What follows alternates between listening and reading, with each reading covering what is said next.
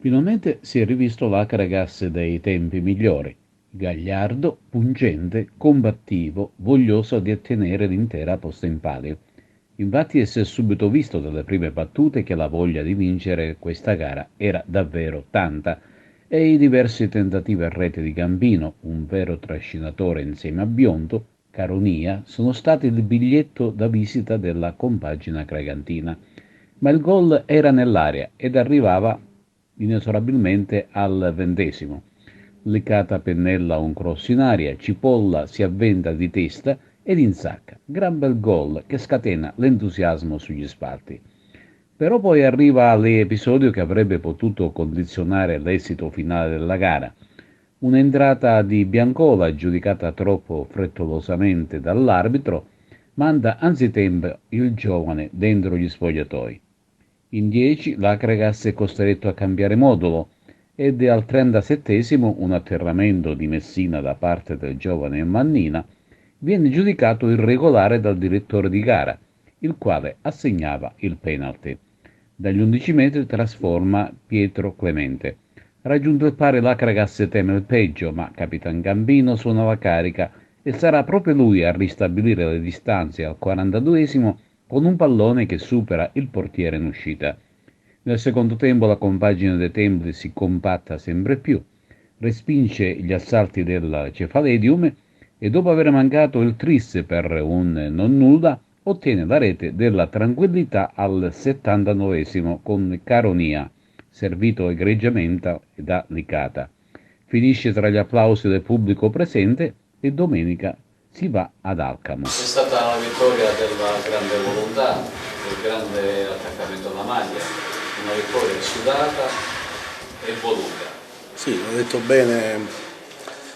diciamo che la partita si era messa subito bene perché comunque abbiamo, il mister, devo dire, secondo me con molta intelligenza ha capito che il 3-5-2 non era più praticabile, quindi ha cambiato in settimana un po' la disposizione, ci siamo messi 4-4-2, abbiamo coperto bene il campo, li abbiamo aggrediti alti e poi siamo passati meritatamente in vantaggio. Poi ci sono stati 2 minuti di blackout totale, il fallo di Biancola che diciamo che da arancione, dare un'espulsione diretta secondo me è davvero eccessivo, così come anche il rigore, dico alla fine sì c'è stato il contatto, però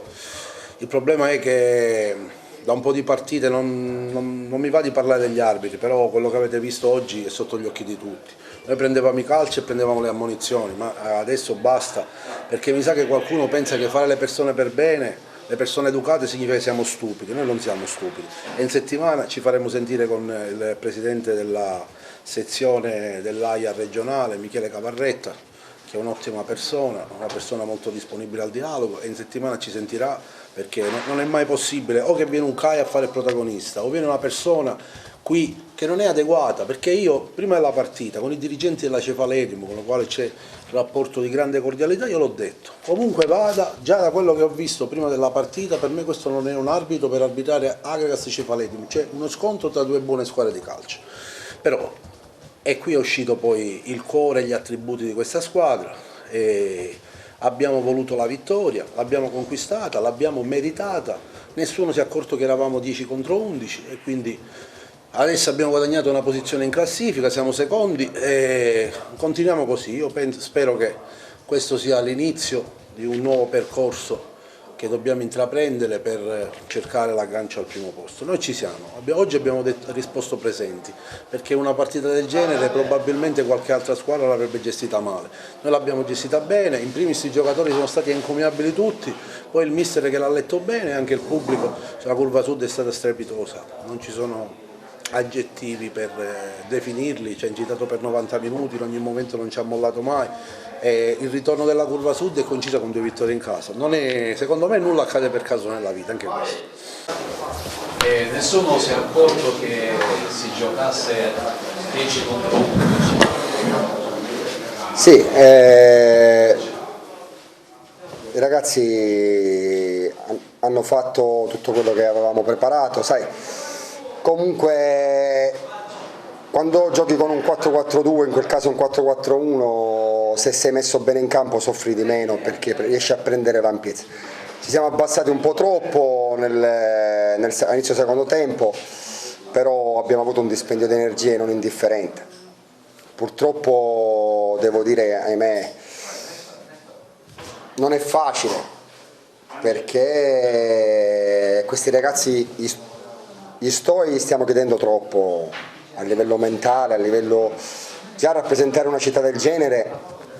a livello mentale non è di poco conto, nel senso che rappresentiamo una città, ma soprattutto a livello fisico, vedere ragazzi che si girano verso la panchina quasi a chiedere aiuto, e io non posso fare niente, ma non perché i ragazzi che c'ho in panchina, alcuni non erano nel ruolo dove io avevo bisogno.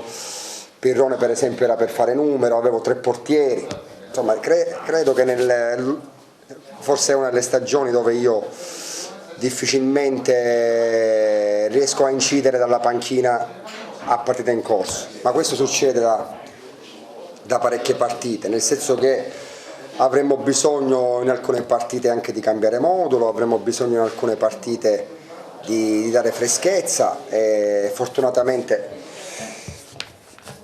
abbiamo vinto, ma ero convinto perché i ragazzi anche domenica erano pure arrabbiati, nel senso che sappiamo che potevamo fare qualcosina in più, però credetemi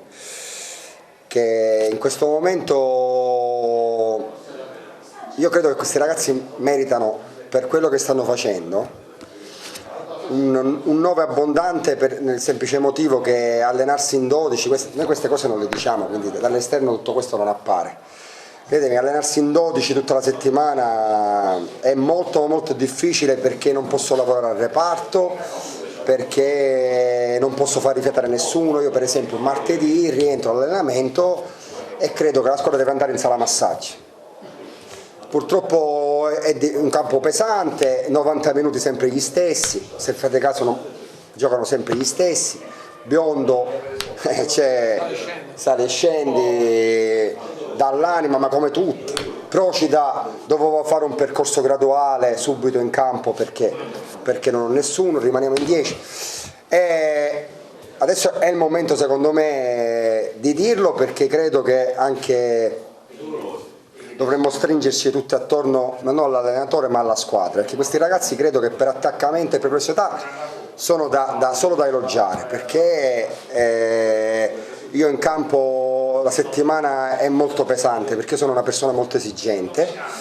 però poi mi rendo conto che forse in alcuni casi gli chiedo più di quello che mi possono dare,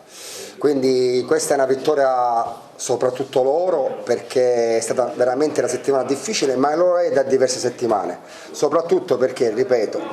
numericamente siamo pochi e non riusciamo a lavorare come vogliamo.